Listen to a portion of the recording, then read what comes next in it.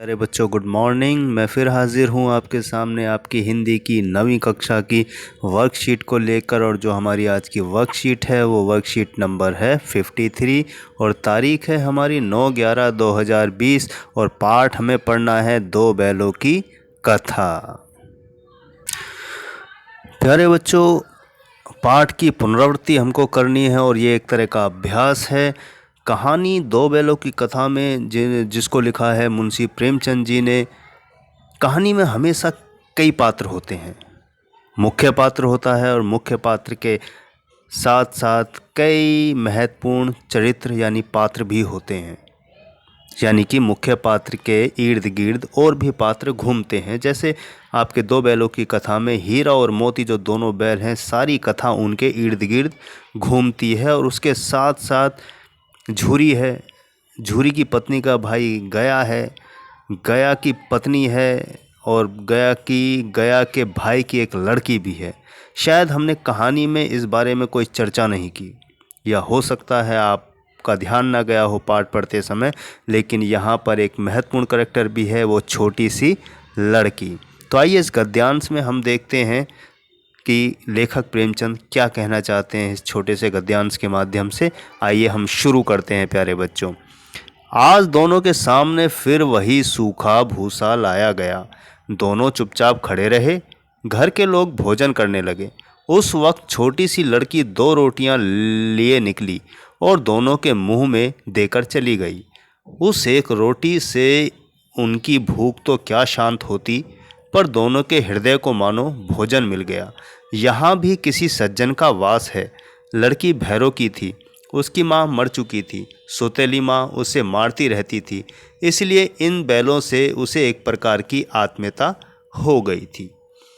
तो गद्यांश हमारा छोटा सा है, लेकिन जब झूरी के यहाँ से यानी कि उसकी पत्नी का भाई गया बैलों को अपने यहाँ काम कराने के लिए ले गया, तो उनके साथ उसने अपमानपूर्ण व्यवहार किया। यानी मारता पीटता था ही, साथ में खाना भी अच्छा नहीं देता था, और जो देता था वो सूखा भूसा देता था। बेचारे दोनों चुपचाप खड़े रहते और बाकी लोग भोजन करते रहते। ऐसे में जहाँ अपमान मिल रहा है, मारपीट मिल रही है, ऐसे में एक छोटी सी लड़की उस परिवार के हिस्से की जो दो रोटी लेकर निकलती है और चुपचाप उनके मुंह में देकर चली जाती है। हालांकि इतने बड़े जानवर दोनों बैल हैं, एक रोटी से क्या होगा? जो 20 रोटी खा जाते हैं, उस एक रोटी से उनकी भूख क्या मिटेगी? लेकिन प्रेमचंद जी ने एक जगह ये भी कहा है प्यारे बच्चों कि जानवर भी प्रेम का भूखा होता है। आपने देखा ही होगा गली मोहल्लों में आवारा कुत्ते होते हैं। हालांकि हम उसे आवारा नहीं कहना चाहिए, लेकिन जब हम उनको डंडे से धमकाते हैं तो वो भौंकते हैं, लेकिन जब हम उनके सिर पर या पीठ पर हाथ फेरते हैं तो वो पूंछ हिलाकर अपना प्रेम प्रकट करते हैं।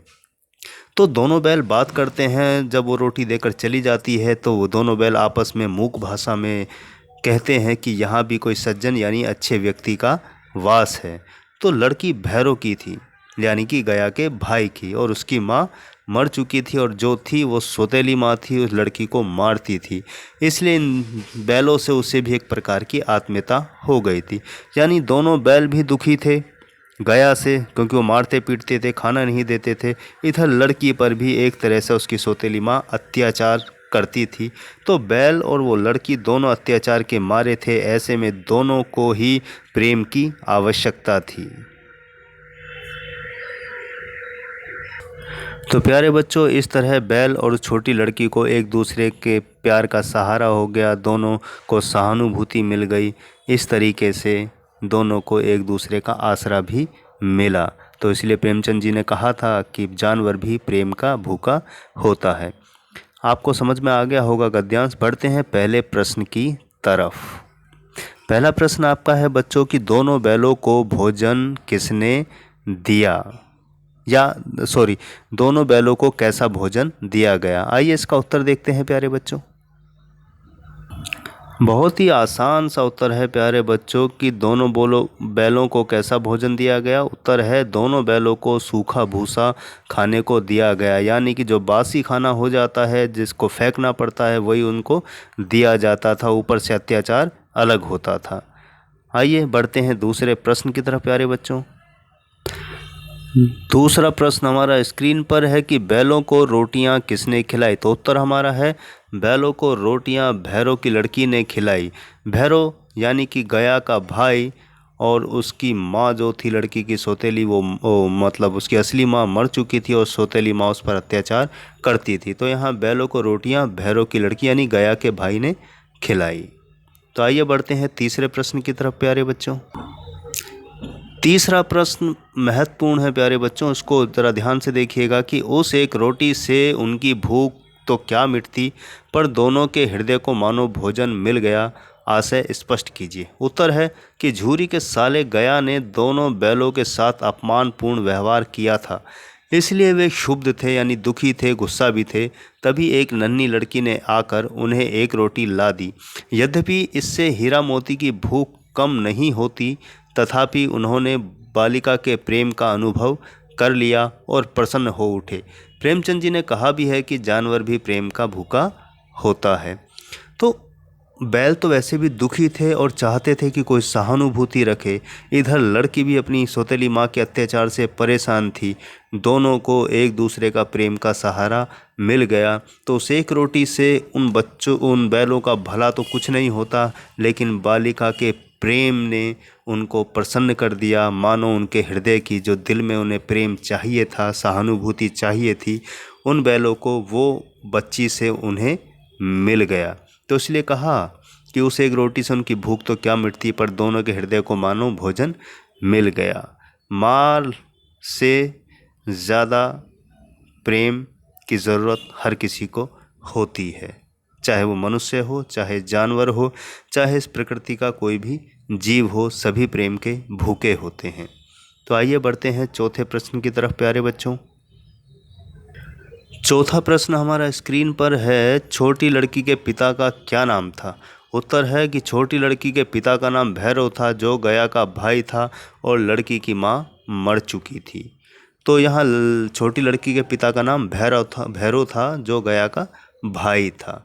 आइए बढ़ते हैं पांचवें और अंतिम प्रश्न की तरफ प्यारे बच्चों। पांचवा और अंतिम प्रश्न हमारा स्क्रीन पर है कि लड़की को बैलों से आत्मीयता क्यों थी। उत्तर है लड़की की माँ मर चुकी थी, सौतेली माँ उसे मारती रहती थी, इसलिए बैलों से उस छोटी बच्ची को आत्मीयता हो गई थी। लड़की तथा दोनों बैल भी प्यार के भूखे थे और एक दूसरे का कष्ट समझ सकते थे। जैसा कि मैंने कहा कि दोनों बैल गया के मार अत्याचार से दुखी थे और इधर सौतेली माँ से वो छोटी बच्ची भी दुखी थी। तो दोनों प्यार के भूखे थे और दोनों एक दूसरे का कष्ट समझ सकते थे, इसलिए लड़की को बैलों से आत्मीयता थी, यानी प्रेम था, सहानुभूति थी। उम्मीद करता हूँ प्यारे बच्चों आज की वर्कशीट आपको समझ आ गई होगी। प्रश्न उत्तर बहुत सरल हैं, वो भी समझ आ गए होंगे।